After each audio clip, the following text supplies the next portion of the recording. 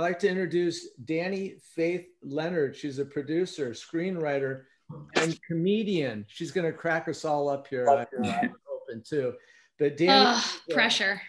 A new documentary series about investing in women. So Danny, it's all yours. Take it away here. Thank you. And it's not lost on me that I appear to be the only woman here today, which no one should feel guilty about, but it really fits my narrative. So I'm really grateful for that. Well, we're all here to invest in you. That's true. That's true. Thank you so much for having me. And thank you for Marcus for facilitating this too. Yes, I'm a producer and a comedian. And a lot of the work that I create, whether it's scripted narrative or what I talk about on stage, centers around women and particularly strong women. And I was so lucky during COVID that even though all of the productions I was working on were canceled, I had a chance to stay home and develop some new projects. And late last year, I was hired by a company called Linkage to develop and co-create a series about investing in women. And the resulting series is called This Is She, which is a fun but really real portrait of investing in women in 2021. And the sort of thesis that we have built around it is that if you invest in women, they lift up communities.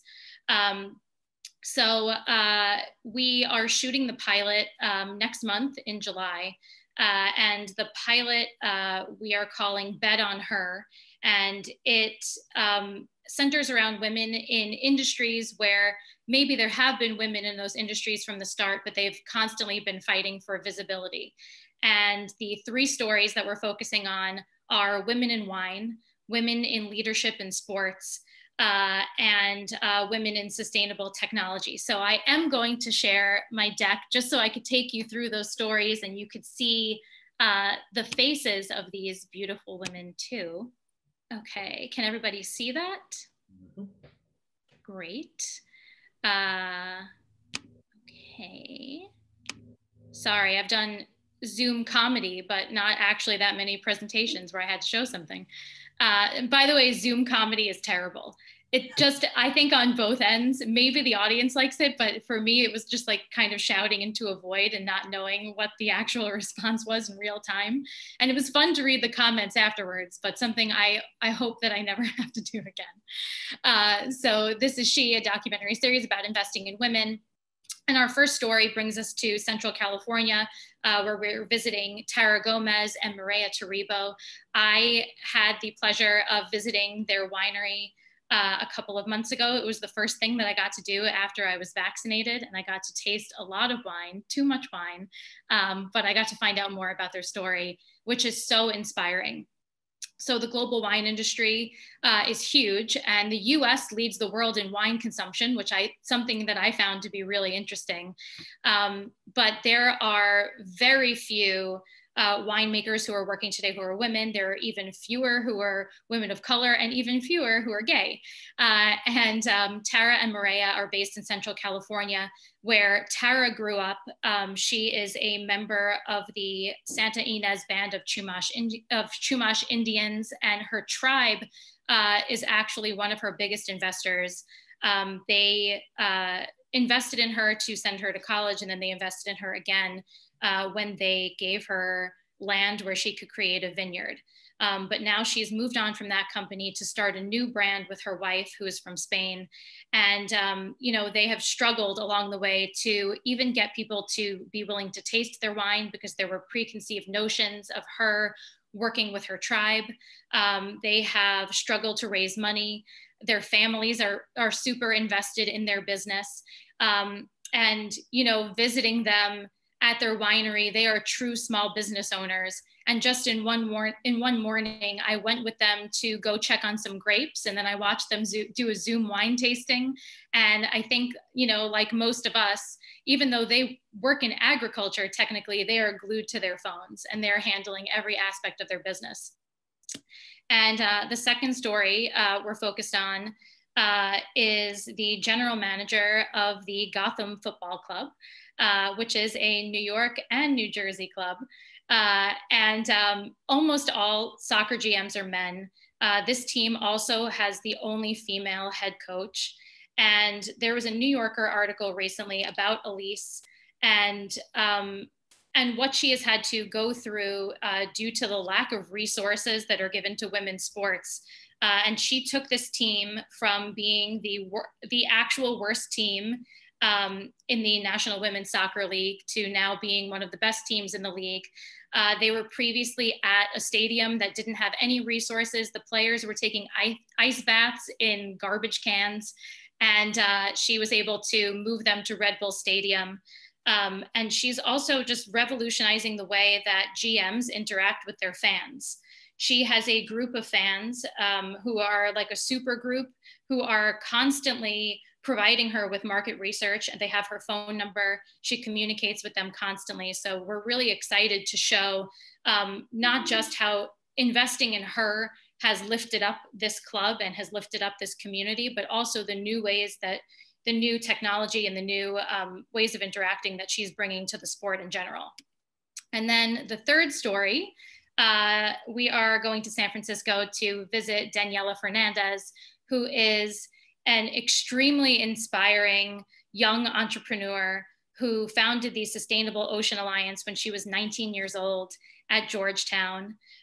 She was born in Ecuador. She fell in love with nature when she lived there, but then she spent the rest of her childhood growing up in Chicago in a very, very different surrounding.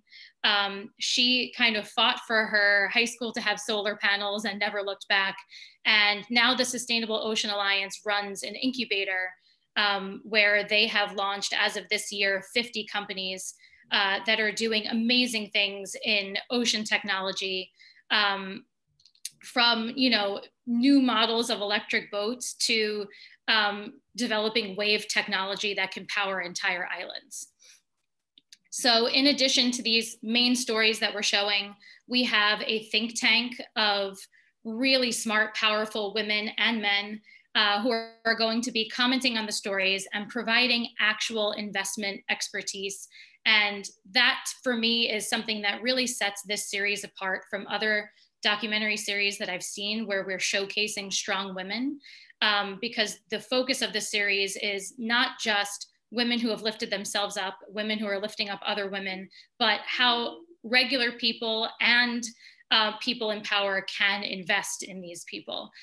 So we have Cynt Marshall, the CEO of the Dallas Mavericks, and they're now out of the playoffs, so she has more free time. Ashlyn and Philippe Cousteau, who are going to be commenting on the environmental impacts of Daniela's story. And Sally French-Tyler, who's at First American, who's one of the sponsors who's already on board on this project. The wine educator of the year, Elaine Chicken-Brown, and more. We're still confirming more people for July. And then the final component are comedic animated segments that highlight the history of women in all of these fields.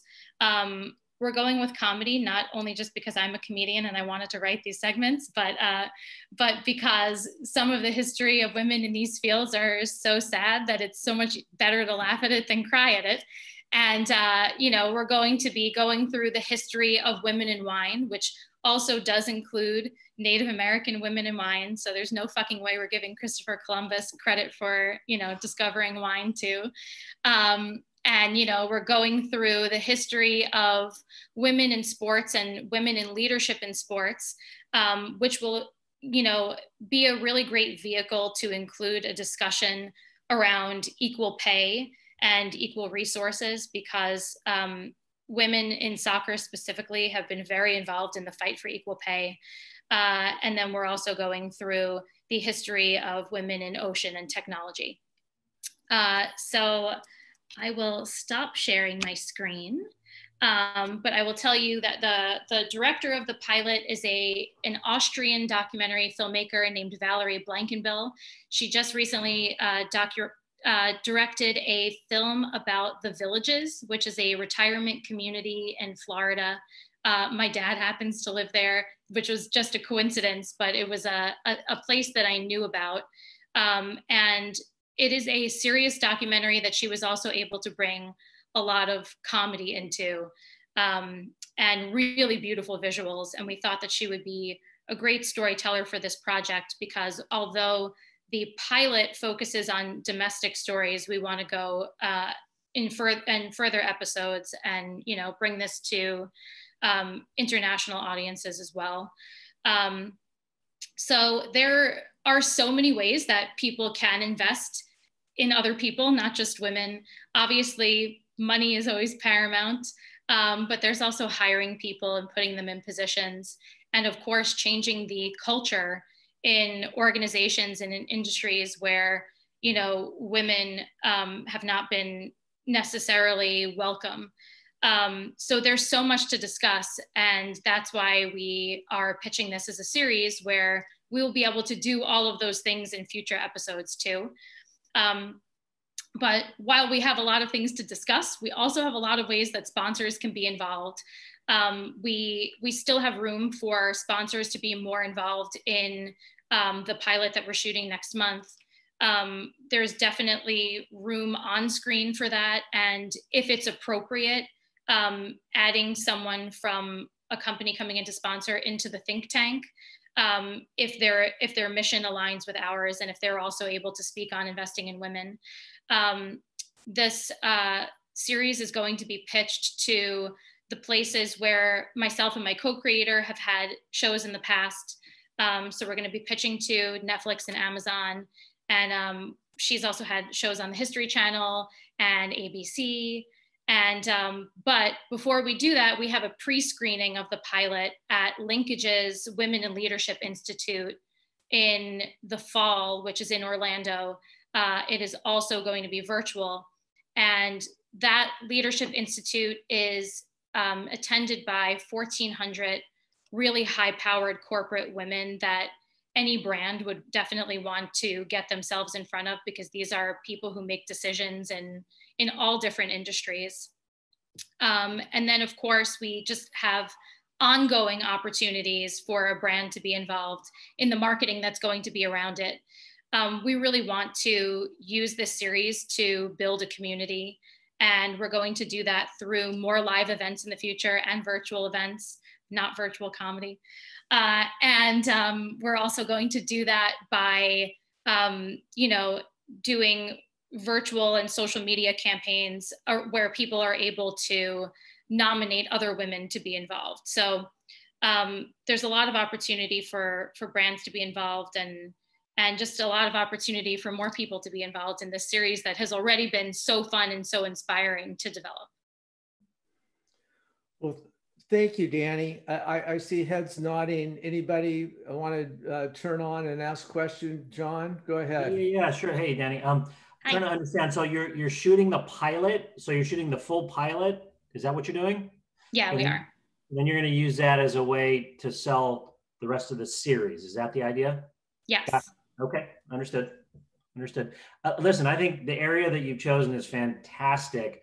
As the father of a 25-year-old woman who's a firebrand in this area, I hear it a lot. And so I think you're spot on with, you know, equal, everything you're talking about is right sort of in the crosshairs of conversation, certainly around my house. So I think it's a really good topic, honestly. And I you know, fingers crossed, because I think it would be really great to see you move this forward. Thank you. Absolutely.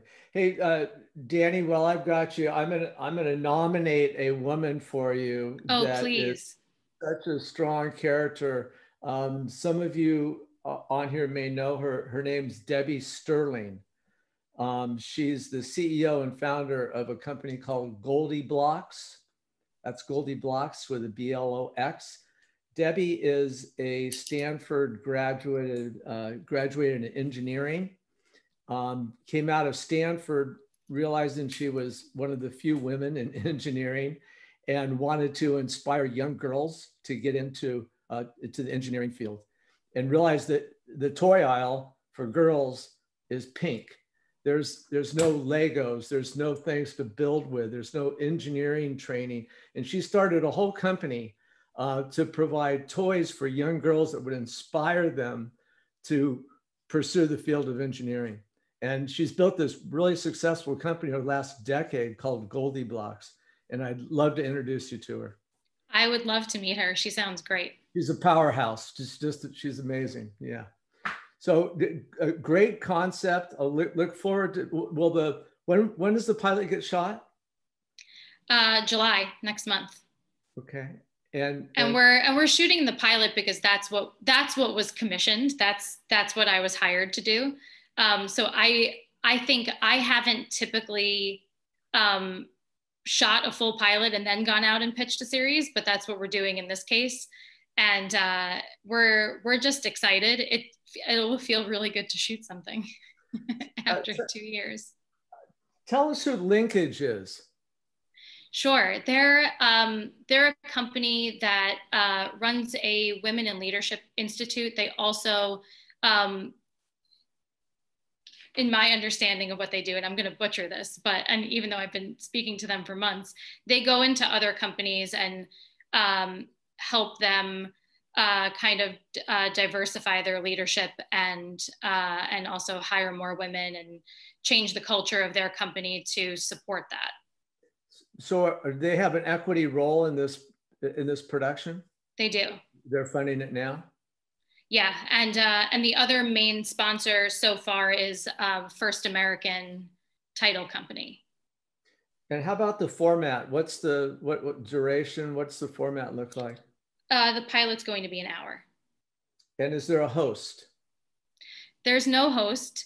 The animated comedy segments will be voiceover.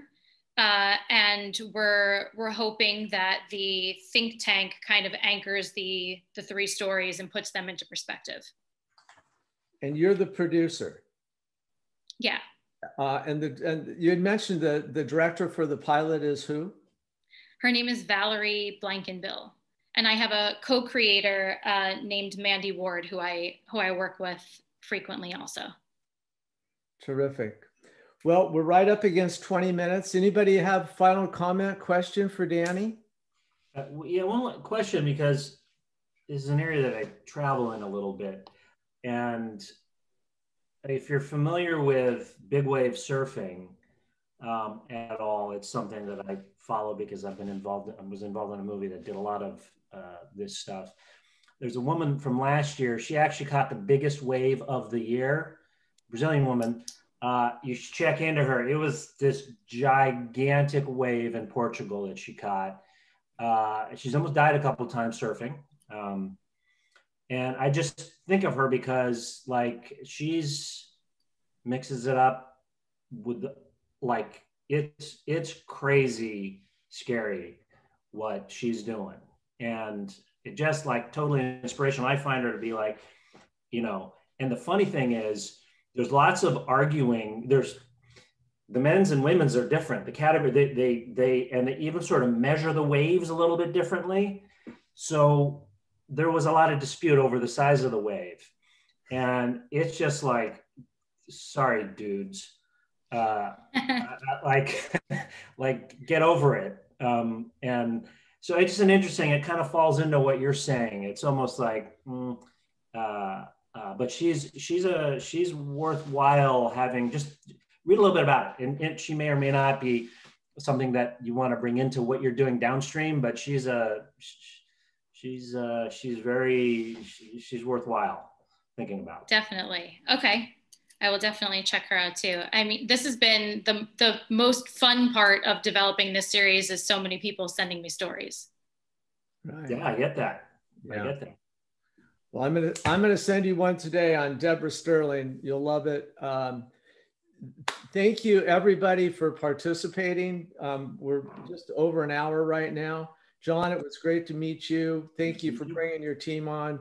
Danny, we wish you well, and we'll be supporting you in every way we can, introducing you to anybody that makes sense. Recordings will be available for all of you to distribute individually, not just this whole show, but your presentations will be cut so you can post them yourselves, we'll have them available on our YouTube channel. And until we meet again, keep telling great stories, everybody. Thanks so much. Thank you, Rick. Thanks, Rick. Thank you, Rick. Peace.